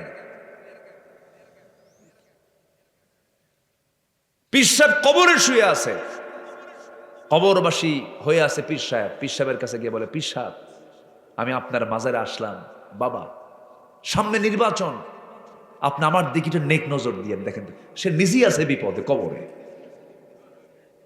এরকম প্রার্থী আছে না আমার দেশে? চলে যায় শাহজালাল ইয়ামানের মাজারে, চলে যায়, ওখান থেকে তাদের নির্বাচনী কার্যক্রম শুরু করে। বাবার কাছে আগে দোয়া চেয়ে আসে, বাবা তুমি একটু আমার কাজটা করো। ইমান আসে না গেছে? বলুন তো, ইমান আসে না গেছে? ইমান চলে গেছে। এগুলো করা যাবে না। আমরা রাসূল গায়েব জানতেন না। বললেন, কাব বিন মালিক, কি তুমি কি মাপ চাও? আমি তো বুঝলাম না, ভালো করে বলো তো। তিনি বললেন, ইয়া রাসূলুল্লাহ, আপনি তাবুকে চলে গেলেন, সবাই চলে গেছে, আমিও যেতাম, আমিও বের হব, কিন্তু কেমন জানি গড়িমসি করলাম, গেলাম না। ভাবলাম যাবো যাবো যাবো, পরে যাওয়াই হলো না আমার। হুজুর আমার ভুল হয়ে গেছে, আপনি আমারে মাফ করে দিন। আমার নবীজি এবার বললেন, কাব বিন মালিক শোনো, তুমি যাও নাই ভালো কথা, তোমার সঙ্গে কে কে যায় না? এবার রাসূল তথ্য নিচ্ছেন। কি নিচ্ছেন বলেন? তথ্য নিচ্ছেন, কে কে যাও নাই, না যাওয়া কারা কারা। এবার বলছেন, হিলাল বিন উমাইয়া যায় নাই। আর কে যায় নাই বলো, তোমার জানা মতে বলো। মুরারা বিন রাবিয়া যায় নাই। আর কে বলো, হুজুর আমার জানা নাই, 3 জন খবর আমি জানি, 3 জন যায় নাই। রাসূল বললেন, ঠিক আছে কাব, যা হয়েছে কথা, আর কথা বলার দরকার নেই, তুমি এখন যেতে পারো। আস্তে করে পাঠায়া দিলেন। আমার নবীজি সাহাবে কেরামকে ডাক দিয়ে বলেন, সাহাবীরা মদিনার সকল মুসলমানদেরকে জানান দিয়ে দাও, সাহাবীদেরকে জানান দিয়ে দাও, আজকের থেকে এই কাব বিন মালিক, হেলাল বিন উমাইয়া, মুরারা বিন রাবিয়া, এই 3 জনের সঙ্গে সকল প্রকার কথাবার্তা লেনদেন সবকিছু আজকের থেকে বন্ধ ঘোষণা করে দিলাম। সারা জীবন তো নবীর শুধু দয়ার কথা শুনি, দেখেন এখানে কি করতেছেন উনি। আমার নবীজি বললেন, বয়কট শুরু হয়ে গেল। কেন তারা গেল না? কি জন্য গেল না? কেন তারা গরিমসি করলো? দিন কায়েমের গুরুত্ব কেন তারা দিল না? কেন তারা গাফলতি করলো? ছাড়া হবে না, 3 জনের সঙ্গে কোনো কথাবার্তা চলবে না। এই ফরমান যখন 3 জন সাহাবীর কানে চলে গেছে, সূরা তাওবার প্রেক্ষাপট এটা। কি বলেন, কোন সূরা? সূরা তাওবা। যখন 3 জন সাহাবীর কানে চলে গেছে, আকাশ যেন তাদের মাথায় ভেঙ্গে পড়ল। কাব বিন মালিক রাদিয়াল্লাহু তাআলা আনহু যখন শুনতে পেলেন, শোনার সঙ্গে সঙ্গে করলেন কি, সোজা বাড়ির দিকে রওনা করলেন। ওইদিকে বাড়িতেও নিউজ হয়ে গেছে, দরজায় গিয়ে নক করছেন, ও আমার সন্তানের মা দরজা খুলো। ভিতর থেকে আওয়াজ দিচ্ছেন, দরজা খুলবো, কিন্তু দরজা তো আপনার, দরজা খুলতে আমি বাধ্য হব। সামনের দরজা দিয়ে আপনি ঢুকবেন, পিছনের দরজা দিয়ে আপনার স্ত্রী বের হয়ে যাবে, কারণ যে ব্যক্তিকে রাসূল বয়কট করেছে সেই ব্যক্তিকে আমিও তার স্ত্রী বয়কট করলাম। কি কথা কি বুঝতেছেন আমার ভাইরা? কাব বিন মালিক বাড়িতে ঢুকতে পারলেন না। সামনে ফুটফুটে বাচ্চা, 10 বছর 12 বছরের ছোট্ট 2টা বাচ্চা সন্তান। ওই সন্তানগুলোকে আদর করবেন বলে ডাক দিচ্ছেন, কলিজার টুকরা সন্তান এদিকে আসো। সন্তানগুলো বলে, যেতে পারবো না, কারণ যে ব্যক্তিকে রাসূল বয়কট করেছে সেই ব্যক্তির সঙ্গে আমরাও কথা বলবো না। আমার বন্ধুগণ, হেলাল বিন উমাইয়া রাদিয়াল্লাহু তাআলা আনহু বয়োবৃদ্ধ একজন সাহাবী, বয়স্ক সাহাবী, 70 বয়স। হেলাল বিন উমাইয়া রাদিয়াল্লাহু আনহুর কানে যখন সংবাদটা চলে গেছে, কাঁদতে কাঁদতে বেকারার হয়ে গেছেন, সেজদা দিতে অস্থির হয়ে গেছেন। মসজিদের সামনে চলে এলেন। মদিনার মসজিদের সামনে এসে সব সাহাবীকে সালাম দেন, মুখটা ফিরায় নাই, কেউ সালামের জবাব দেয় না, কেউ কোনো কথা বলে না। নবীর সামনে গেলেও নবীও কথা বলেন না। হেলাল বিন উমাইয়া পাগলার মতো হয়ে গেছেন, অস্থির হয়ে গেছেন। হেলাল বিন উমাইয়া শেষে বাধ্য হয়ে করলেন কি, তার মন চাচ্ছিল তিনি যেন একটা আসামি, বড় একটা আসামি, কি করবেন? করলেন কি, ঘর থেকে নিজে একটা দড়ি নিয়ে আসলেন, শক্ত পাকানো রশি নিয়ে আসলেন। সেই রশিটা নিয়ে মদিনার সামনে, মসজিদের সামনে একটা খুঁটি ছিল, সেই খুঁটির সাথে দড়ির এক প্রান্ত বাঁধলেন। নিজেই স্বেচ্ছায় 2টা হাত বেঁধে বলতেছে, হেলাল তোর চেয়ে বড় আসামি এই দুনিয়াতে আর নাই, কারণ যে হেলালের বিরুদ্ধে আমার নবী পর্যন্ত বয়কটের ডাক দিয়েছে। হেলাল বিন উমাইয়া কাঁদতে কাঁদতে অস্থির হয়ে গেলেন। মুরারা বিন রাবিয়া শুনলেন, পাহাড়ি গুহার মধ্যে গিয়ে সেজদায় পড়ে পড়ে আল্লাহর কাছে কান্নাকাটি করছেন, রোনাজারি করছেন। এক পর্যায়ে 40টা দিন পার হয়ে গেল, চোখের পানিতে জায়নামাজ ভেজে যায়, ঘুম নাই, সব কিছু একাকার হয়ে যাচ্ছে, পরিবার তছনছ হয়ে যাচ্ছে। আমার বন্ধুগণ, 40 দিন পর আল্লাহর পক্ষ থেকে ওহী নাযিল হয়ে গেছে, ওয়ালা সালাসাতিল্লাযীনা খুল্লিফু, ওই 3 জন সাহাবী যারা যুদ্ধের ময়দানে যারা যেতে বিলম্ব করেছিল বা যায় নাই, হে রাসূল, তারা যে পরিমাণ তওবা করেছে আমার আল্লাহ তাআলা তাদেরকে মাফ করে দিয়েছেন। যেরকম সুবহানাল্লাহ। জিবরিল আমিন ওহী নাযিল করলেন। আমার নবীর আনন্দ দেখে কে রাসূল দেড়ে গেলেন, দাঁড়িয়ে বলছেন, ওমর, আমার আজকে প্রশান্ত, খুব হৃদয়টা প্রশান্ত হয়ে গেছে। আমি কাবকে খুব ভালোবাসি, আমি কাবকে মাফ করি নাই, কিন্তু আল্লাহ তাকে মাফ করেছেন। যাও কাবের বাড়িতে সংবাদ দিয়ে দাও। সাইয়েদনা ওমর ফারুক রাদিয়াল্লাহু আনহু দরজায় গিয়ে নক করছেন আর বলছেন, কাব কোথায়? ভিতর থেকে স্ত্রী জবাব দিচ্ছেন, যে কাবের খবর রাসূল নেন না, সেই কাবের খবর আমাদের রাখার দরকার নাই। আল্লাহু আকবার বলেন। কি আল্লাহ কেন্দ্রিক, রাসূল কেন্দ্রিক তাদের ঈমান ছিল, মজবুত ঈমান ছিল। সাইয়েদনা কাবকে খুঁজে বের করা হলো, হেলাল বিন উমাইয়াকে খুঁজে বের করা হলো, মুরারা খুঁজে বের করা হলো। 3 জনই মসজিদ নববীর মধ্যে ঢুকে গেলেন। রাসূল তাদেরকে আলিঙ্গন করলেন, তাদেরকে বুকের মধ্যে টেনে নিলেন। তওবা করেছেন, আল্লাহ পাক তাদেরকে মাফ করে দিয়েছেন। এখান থেকে, এই প্রেক্ষাপট থেকে একটা শিক্ষা আমরা নেব, সেটা হলো, বলুন তো 30,000 সৈন্যের মধ্যে 3 জন না গেলে কি খুব বেশি বড় ক্ষতি হতো নাকি? রাসূল তো মাফ করতেও পারতেন। ঠিক আছে, 30,000, যুদ্ধ হয় নাই, যুদ্ধ হয় নাই, 30,000 এর মধ্যে মাত্র 3 জন যাও নাই, যাও, এটা ব্যাপার না। তা কিন্তু করলেন না। কেন তাদেরকে আটকায় ফেললেন? আটকায় ফেলার মূল কারণ হলো, আল্লাহর জমিনে দিন কায়েমের সংগ্রামে কোনো গড়িমসি চলবে না, কোনো অবহেলা চলবে না। দিন কায়েমের সংগ্রামের আন্দোলন করা সবার জন্য ফরজ। কে করে দিয়েছেন? কে করে দিয়েছেন?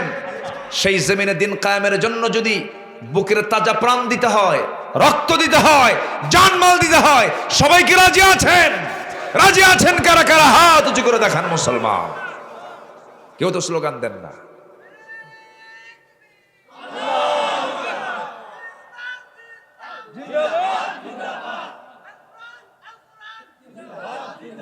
আল কোরআনের আলো, কোরআন হাদিস যেখানে,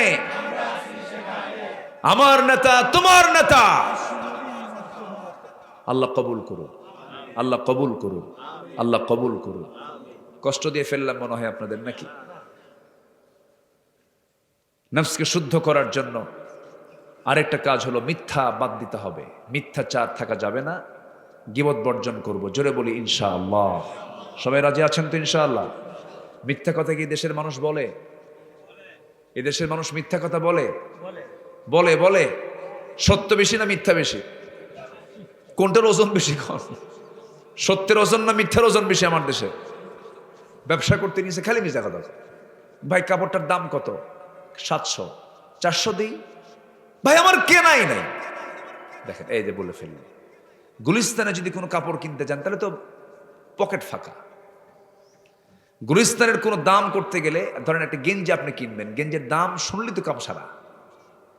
গেঞ্জির দাম ধরেন 200 টাকা, চায় আছে 2000 টাকা, আপনি কি করবেন কোন? এগুলো কি সত্য না ধোকাবাজি? বলেন বলেন, কি বলেন? বলেন বলেন।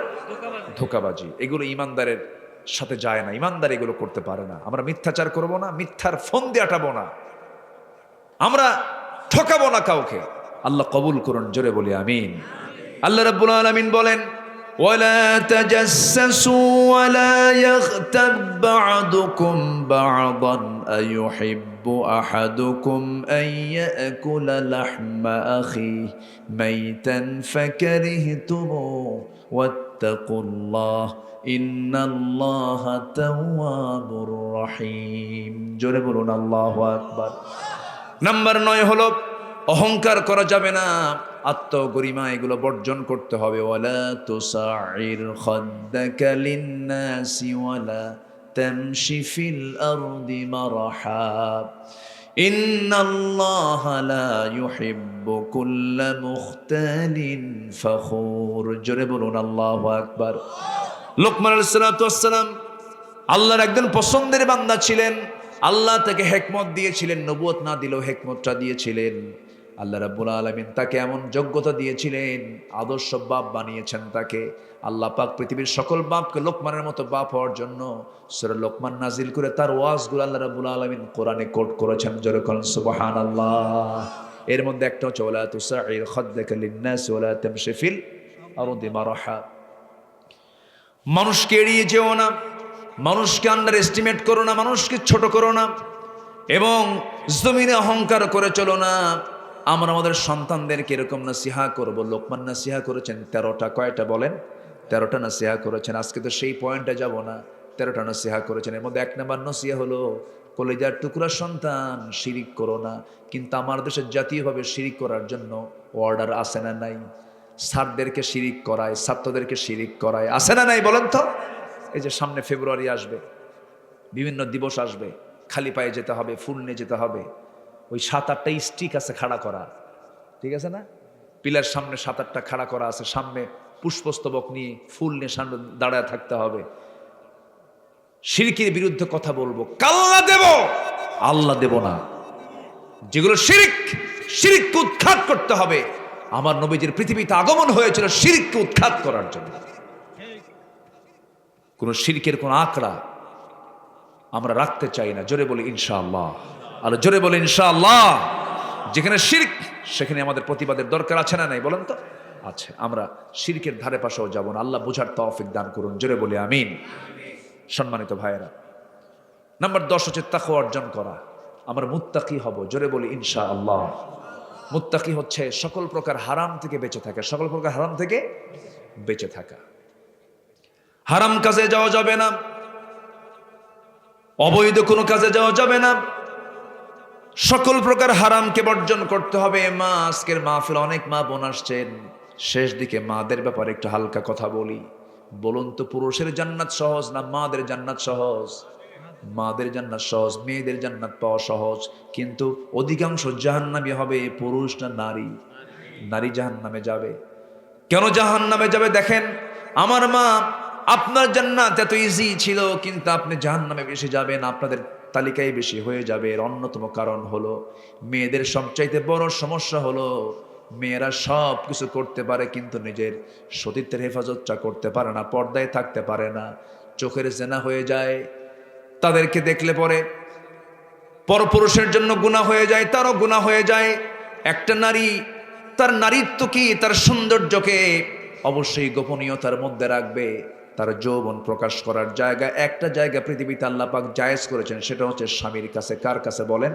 স্বামীর কাছে। কিন্তু আজকের মহিলারা কি এটা বোঝে নাকি? বোঝে? আপনাদের কাপাসিয়ার মার্কেটগুলোতে পুরুষ বেশি না মহিলা বেশি? হ্যাঁ, মহিলা বেশি। কোন সময় যায়? দিনে না রাতে যায়? রাতে যায় না? রমজান মাসে কোন সময় বেশি যায়? রমজান মাসে? আরে রাতেই বেশি যায়, দিনে তো রোজা থাকে। বলে রোজা আছে, এখন কি যাওয়া যায় নাকি? সন্ধ্যার পরে যাবো। একা একা চলে যায়, ঢং ঢং করে। স্বামীকে ধমক মারে। স্বামী বলে তুমি যাইও না, তুমি কি বোঝো মার্কেট? তুমি তো কচু বোঝো। স্বামীকে একটা ধমক মারে। ধমক মারা কিছু বউ আছে না, এরকম আছে না? ধমক মারে, ধমক খায় কিছু বউ বসেও থাকে, কিছু স্বামী বসেও থাকে। ধমক মারে, তুমি কি শাড়ি চিনো? যে শাড়ির দাম হলো 700 টাকা, সেই শাড়ি কিনে আনো তুমি 3000 টাকা দিয়ে, তুমি তো সংসার ধ্বংস করবা। ধমক টমক মেরে, বাচ্চা 1.5 বছর বয়স, সে বাচ্চাকে কোলে দিয়া স্বামীকে বলে তুমি দেখো, তুমিই খাওয়াও। মার্কেটে খুব চাপ, বাচ্চা নেওয়া যাবে না। কিন্তু মার্কেটে বাচ্চাকে নেওয়া যাবে না, খুব চাপে, বাচ্চা অসুবিধা হয়ে যাবে, বাচ্চা অসুস্থ হয়ে যাবে। ওই মহিলা চাপার মধ্যে পড়বে না? হ্যাঁ, সে যে কোলবালিশ হবে এটা তোর মনে নাই। চলে গেল মার্কেটে ঢং ঢং করে। দোকানদারের সামনে গিয়ে একা, স্বামী নাই, বড় ভাই নাই, অথবা বাবা নাই, একা চলে গেছে। মার্কেটে গিয়ে দোকানদারের সামনে গিয়ে ঠ্যাঙের উপরে ঠ্যাং তুলে দিয়ে দোকানদারকে লক্ষ্য করে বলে, ভাইয়া এটা শাড়ি দেখানো যাবে কি? দেখেন না ভাষা কি তার, উচ্চাঙ্গের ভাষা, সাহিত্য দিয়ে বলতেছেন, ভাইয়া একটা শাড়ি দেখানো যাবে কি? দোকানদারও কম না, শাড়ি 8খান লটকায় দিয়া, গলার সঙ্গে ঝুলাইয়া দিয়া এবার বলছে, আপা এই শাড়ি কিন্তু আপনাকে দারুণ মানাবে, ওটা আরেক বদমাইশ। এই আছে না নাই? আচ্ছা, এগুলো কি? রমজান শেষ হয়ে গেল, তাও মার্কেটিং শুরু হয় আমার দেশে রমজানের প্রথম দশক, দ্বিতীয় দশক না শেষ দশক। কদর তালাশ করতে যায় মার্কেটে। কি তালাশ করতে যায়? কদর তালাশ করতে। আমার মা, এগুলো বাদ দিতে হবে। মেয়েরা শুধু যদি, নারী যদি একটা বিষয় যদি ফলো করে, আমার সতীত্বের হেফাজত করব, আমার মাথা থেকে পা পর্যন্ত আমার যে ফরজ পর্দা, এটাকে আমি মেইনটেইন করবই। আল্লাহ পাক তার জন্য 7টা জাহান্নামকে আড়াল করে 8টা জান্নাতকে ওপেন করে দিবেন। জাহান্নামে যাওয়ার 1 নম্বর কারণই হচ্ছে এই পর্দাহীনতা। গোটা দুনিয়া, ইউরোপ আমেরিকার মূল টার্গেট হচ্ছে মুসলমানদের তাহজিব তামাদ্দুনকে কেমনে নষ্ট করা যায়। ভারতের বলিউড আর আমেরিকার হলিউড, এদের মূল এজেন্ডা হলো মানুষকে কেমনে পশু বানানো যায়। পশুত্বের রূপ নিচ্ছে আজকে যুব সমাজ ধ্বংস। যুবকরা আজকের মাহফিলে যারা আছো, যে কজন বসে আছো তোমরা, আমি তোমাদেরকে একটু সতর্ক করে দিতে চাই, স্মার্টফোন যেন তোমার জীবন ধ্বংস না করে দেয়। তুমি গেমস আসক্তি হবে না। তোমার জীবন একটা জীবন, এই জীবনকে সুন্দর করে ইসলাম দিয়ে সাজিয়ে নিবা। ভালো কিছু দেখবা, ভালো কিছু চিন্তা করবা, ভালো কিছু স্বপ্ন দেখবা। বিবাহ বহির্ভূত কোনো সম্পর্ক রাখবা না, বিবাহ পূর্ব কোনো নোংরামি করবা না। বিয়ের প্রয়োজন হবে, বাড়িতে বলে ফেলবে, মুখ ফুটে বলবে আমার যৌবন আছে, আমার বিয়ের দরকার। কখনো এরকম মরণ ফাঁদে পা দিবা না, মাদকের কাছে যাবা না, নেশার কাছে যাবা না। জীবন তোমার একটা, সুন্দর করে সাজিয়ে নিবে ইসলাম দিয়ে। আল্লাহ কবুল করুন, জোরে বলি আমিন, আরো জোরে আমিন। আমরা প্রতিবেশীকে ভালো পাইনি। আমার প্রতিবেশী যে রাষ্ট্র, তারা বিভিন্ন নেশা দিয়ে জাতিকে শেষ করে দেওয়ার চেষ্টা করছে। পার্শ্ববর্তী মায়ানমার, এরাও সেমেকি, ওরা দিয়েছে ইয়াবা বাবা। আর এইদিকে আরেক প্রতিবেশী রাষ্ট্র দিয়েছে হলো ফেন্সিডিল সহ আরো মাদক ইজি করে দিয়ে দেশের যুব সমাজকে ধ্বংসের পায় তারা করছে। যুবকরা, সময় কাটিয়ে দাও ইসলাম নিয়ে, সময় কাটিয়ে দাও সুন্দর করে কোরআন পড়ে পড়ে। তোমার মূল সিলেবাস হবে কোরআন এবং হাদিস, জীবনটা গড়ার জন্য। আল্লাহ কবুল করুন, জোরে বলি আল্লাহুম্মা আমিন, আরো জোরে আল্লাহুম্মা আমিন। একটা পরিবারে যদি একজন নেশাগ্রস্ত ছেলে থাকে, গোটা পরিবার ধ্বংস। আমি কি ভুল বললাম? এই যে মাঝে মাঝে শুনি আমরা, বাবা তার ছেলে তার বাপকে খুন করেছে, জব করেছে, ব্যাকগ্রাউন্ড গিয়ে দেখেন ও নেশা করে, নেশা করে, নেশার জন্য জব করেছে। ঐশীর ঘটনার পুনরাবৃত্তি আমরা বাংলার জমিন আর দেখতে চাই না। ঐশী একজন পুলিশ কর্মকর্তার মেয়ে ছিল না? হ্যাঁ, পুলিশ কর্মকর্তার মেয়ে ছিল ঐশী। সে তরকারি রান্না করার তরকারি কোটার বটি দিয়া মাকেও জব করেছে, বাপকেও জব করেছে। কেন? নেশার টাকা তাকে দেওয়া হয়নি। এরকম বহু ঐশী কিন্তু আমার দেশে তৈরি হয়েছে। এই বিগত 54 বছরে প্রশাসন তারা এটাকে ঢিল রেখে, বরঞ্চ প্রশাসনের ছত্রছায়ায় এই মাদকের একটা বিশাল মানে কি বলবো, এটা সাম্রাজ্য গড়ে তুলেছে, একটা বিশাল চক্র। এগুলোকে আমরা ভেঙ্গে একদম, এগুলো সব ভেঙ্গে চুরে আমরা সুন্দর করে মাদক মুক্ত একটি সমাজ, রাষ্ট্র আমরা দেখতে চাই। রাজি আছেন না ইনশাআল্লাহ? তোমরা যুবকরা সচেতন থাকবে, ভালো থাকবে, দিন নিয়ে চলবে, বন্ধুটা ভালো তালাশ করবে, অসৎ সঙ্গের সঙ্গে মিশবা না। যে বন্ধু তোমাকে খারাপ কিছু বলবে সেই দিকে তুমি কর্ণপাত করবা না। আজান দিলেই কোথায় যাবা? মসজিদের দিকে। আল্লাহ রাব্বুল আলামিন কবুল করুন, জোরে বলি আল্লাহুম্মা আমিন। আমি কথা বাড়াবো না, আমি অনেক আগে উঠেছি এবং এই এলাকার একটা ট্র্যাডিশন, বেশি রাতে মাহফিল, মোটামুটি 11:30 12টার মধ্যে মাহফিল হয়ে যায়। মাশাআল্লাহ, এটা ভালো ভালো দিক এটা। আল্লাহ রাব্বুল আলামিন সবাইকে যে কথাগুলো হলো আমাদের আমলে নিয়ে আসার তৌফিক দান করুন, জোরে বলি আল্লাহুম্মা আমিন।